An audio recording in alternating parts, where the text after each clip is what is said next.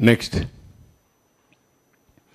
ఇక్కడికి వచ్చినప్పుడు గవర్నెన్స్ వల్ల, చేతగాని పరిపాలన వల్ల, రిపీట్గా చెప్తున్నా మీరు గుర్తుపెట్టుకోవాలి, ఒక్కొక్కసారి పెద్ద పెద్ద కంపెనీలు కూడా ఇన్వెస్ట్మెంట్ పెట్టినప్పుడు చేతగాని మేనేజ్మెంట్ వస్తే అవన్నీ కూడా బీఎఫ్ఆర్కి వెళ్ళిపోతాయి, ఉండే ఆస్తులు కూడా పోతాయి.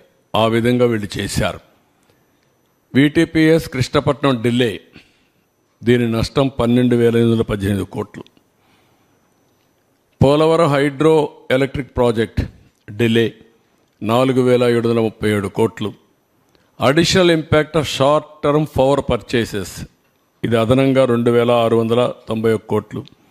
7,000 మెగావాట్ల సోలార్ పవర్ సెకీ ద్వారా కొనేదానిలో సంవత్సరానికి 3,850 కోట్లు.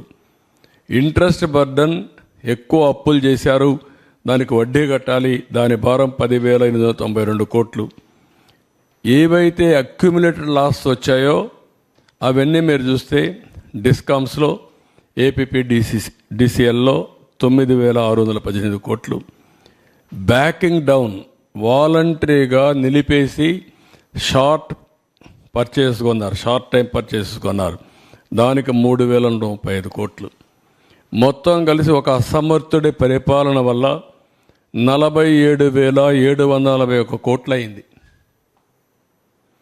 అంటే తిక్కలోడు తిరణాలకు పోతే ఎక్కడో దగ్గర సరిపోయిందంటారు. ఆ పరిస్థితిలో మనం ఉన్నాం. ఏంటిది? ఏంటి పరిపాలన? ఇలాంటి వాడు అర్హత ఉందా పరిపాలించడానికి? ఇలాంటి వ్యక్తుల్ని సపోర్ట్ చేస్తే ఏమవుతారు?